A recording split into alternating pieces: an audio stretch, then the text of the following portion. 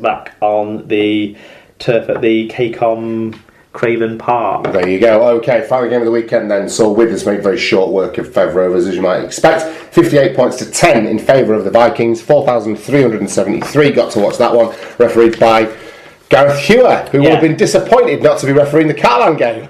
And Paul O'Brien, 1976, said, good win for the Vikings, played well, some good tries, but Featherstone played well in parts, but the Vikings, he's done it again. What? Where rather than where. Spell check, Paul. We're just too good. Need a good win to help the for and against. I think it will be important. Well, spell check won't pick it up. His spelling was fine. Good point. Well, partridges. Oh, yeah. Paul, good point about the points difference. Because they really did pile on there. They're in a really strong position points difference wise now, the Vikings. Yeah. Paul Ludo Lewis said, we're back, bitches.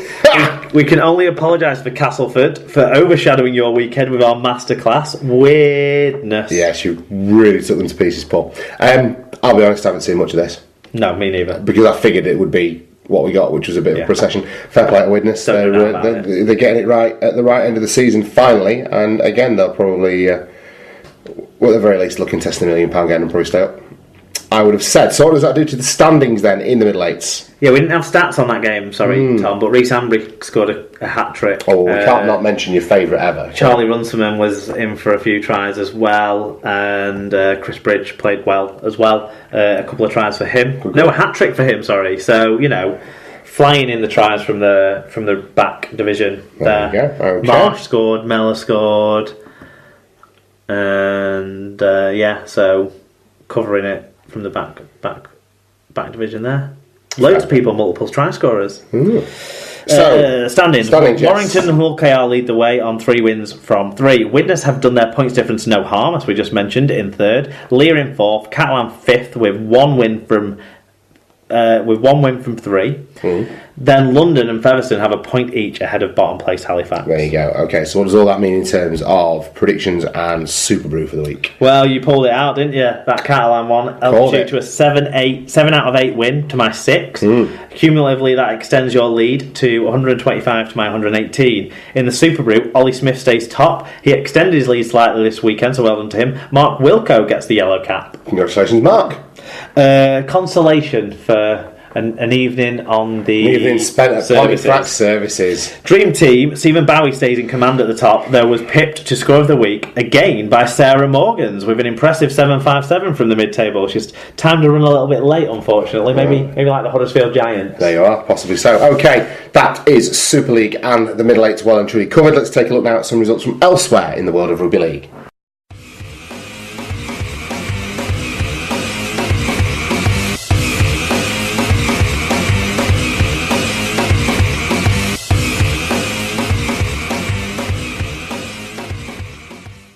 Okay, so 2 other results then. We'll start with round 3 of the Championship Shield Denmark. It was Toulouse 50, Rochdale 12. Batley and Oldham played out a 22-all draw, whilst Sheffield were defeated 28 points to 35 at home against Dewsbury. And in the final game, Swinton were beaten at home by the resurgent and relegated Bradford Bulls 30 points to 16, which means Toulouse are 1 win away from being confirmed as the top place side for the Shield playoffs, and then are definitely in the top 2. Dewsbury are now just 1 win from confirming that top 4 lineup. Oldham move level on points with Swinton in the race to avoid the drop, but still sit on a much worse points difference. It's a bit tasty, that Bradford-Swinton game. Couple of sim minnings towards the back end.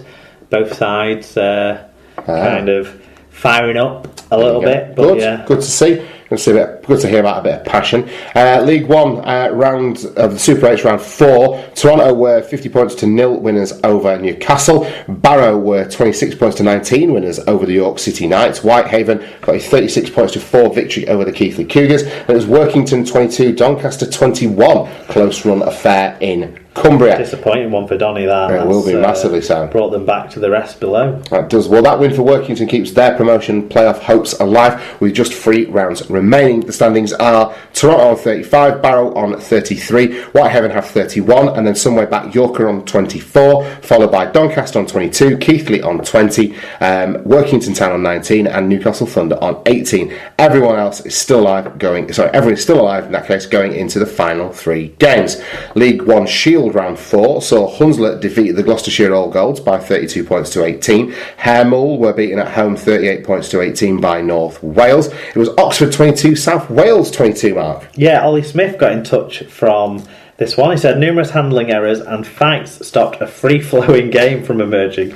The Blues had to play 60 minutes with 12 men and a further 15 with 11. Go on, lads. Very pleased with our defensive efforts, especially defending 9 sets on our own goal line and only conceding 2 points. Wow. The Blues incredibly went 22-20 ahead with 3 minutes left, but poor game management cost the win. We had to settle for a draw. Good result in the circumstances. That is a good result. Okay, final game of the weekend in the League One Shield saw Coventry defeated at home 14 points to 50 by the London Scholars, which means Scholars really hammered them in the second half there. I think it was close early doors. I'm starting to develop a bit of a soft spot for the London Scholars. Well, they're doing, the last year they were in the top 8, weren't they, of that, but obviously with kind of the also-rans. This year they're really going for the Shield, as we'll find out now. Yes, well, South Wales stayed bottom, but the gap is down to 1 point, and at the top end it's getting more unlikely that the All Golds will make the Shield finals. They're on 16 points, which sees them 3 behind North Wales and the Scholars, with the Scholars also having a game in hand on those around them. If they win that game, it will take them above Hunslet, who have 20 points.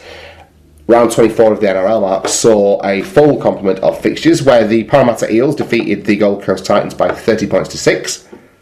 Yeah, and Joe Greenwood played, but his side were battered. There we go. South Sydney Rabbitohs were 36 points to 18 winners over the New Zealand Warriors. Yeah, no Sam, but Tom Burgess put in a good shift, 154 metres for him. George Burgess also played. You've got to put him in the starting 17 just to keep him off the beer, haven't you? It was the Brisbane Broncos 24, the St George Illawarra Dragons 12. Yeah, tough defeat for the Dragons at this stage of the season. Widdop still contributed a try assist though. Okay, Newcastle Knights were defeated 12 points to 44 by the Melbourne Storm. Yeah, big win for the Storm. Joe Wardle though popped up with a try for the Knights, so look forward to that, Cass fans. Yeah, Sydney Roosters were 22 points to 18 victors over the West Tigers. It was 22-26 in favour of the Panthers as they went to Canberra.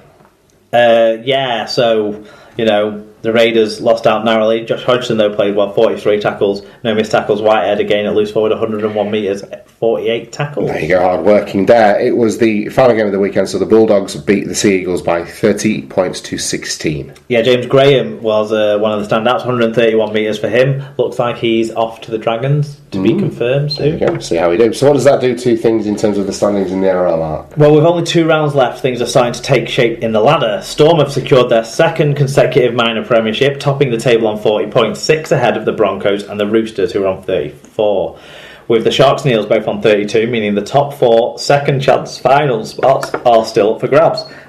The Panthers are still an outside top 4 shout in 6th on 30 points, and they are securing the top 8 now, so what a great late run for them. The sliding Cowboys and the Sea Eagles on 28 points make up the top 8 for now, but the Dragons on 26 and the Raiders just about on 24 are still in it. The Raiders have to win both their remaining games to have any chance, but with better points difference than the sides in 7th and 8th, they can't be ruled out. There you go. Okay, well that is the world of rugby league well and truly covered. Let's take a look into the future now as we bring you our predictions for the Challenge Cup final.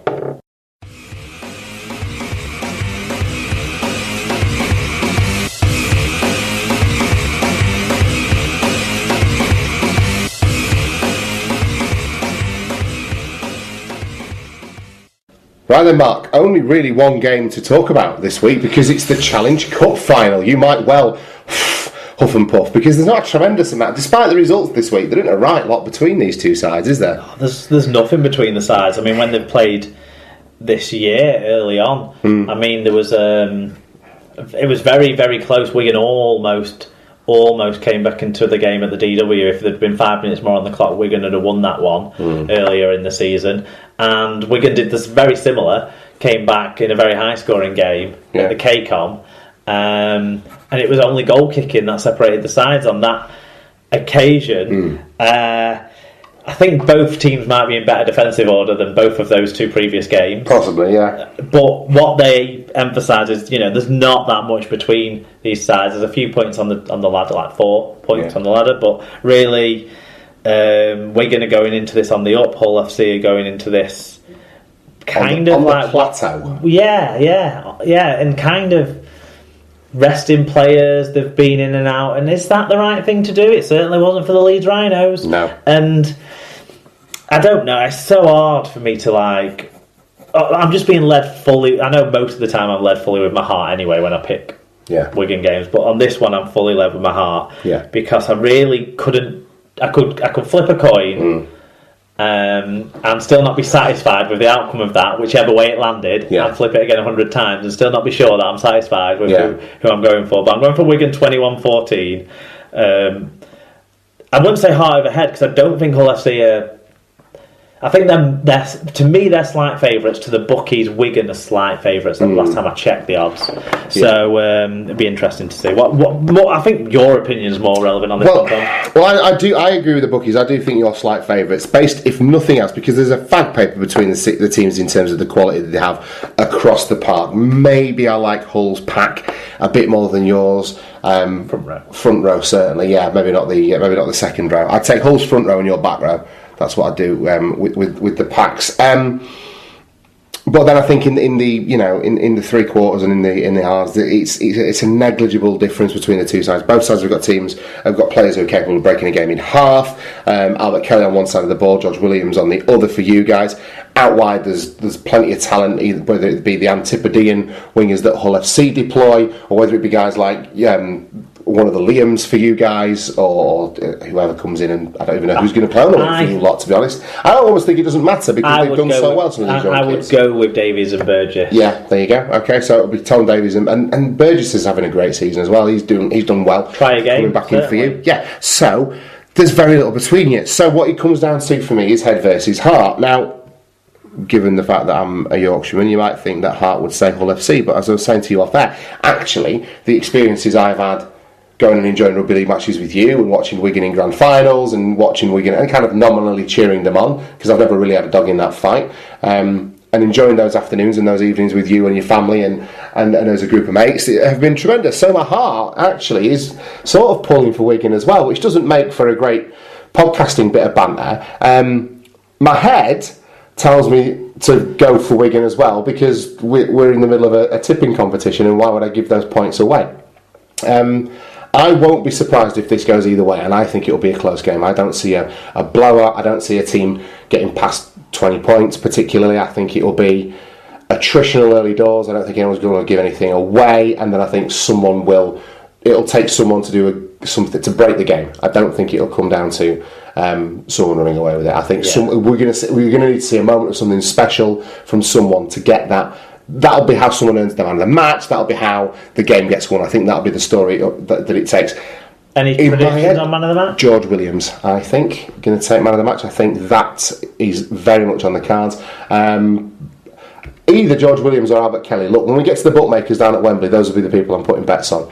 So what's your scoreline? I think 20 points to 14 in favour of your boys. Yeah, that's so very similar to me. It could go very much the same. Yeah, I think I might have said something slightly different off there. It could go either way, though. It really could. It's exciting from my point of view, because I'm just looking forward to a great day out at Wembley with rugby league family and seeing a showpiece event and seeing two very evenly matched sides playing a cup final. So for me, all the pressure's off. I think the excitement comes from not knowing who's going to win, because I think the game on the field might not be as glorious as it can be for other sides if other sides were playing. But I think goal line defences are going to show up big in this game for both sides, and I think that in its own way is dramatic and exciting.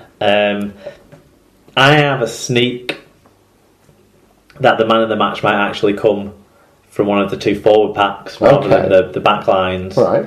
I'm thinking Scotty Taylor for Hull, or I'm thinking Johnny Bateman for Wigan. Yeah. How often, though, do we see someone do that and have a great performance from the forwards, but then the award goes to the guy who's... But I think they're... just that one or two moments. I think they're capable of one or two moments too, though. Certainly, yeah, certainly. Either way, it's a tremendous game in prospect, and I'm really looking forward to it. We are going to come up with a more formal version of where we are and let people know what we're doing over the day on Saturday, aren't we? Because, of course, there's plenty of people from the SLP family that are coming down to Wembley that we'd love to say hello to. My thoughts are... When we were down at my stag do a couple of years ago, we just bought some beers and hung out on sort of the grass and sort of around Wembley Way and that. Yeah. Just off Wembley Way, basically. We sort of hung around. And I think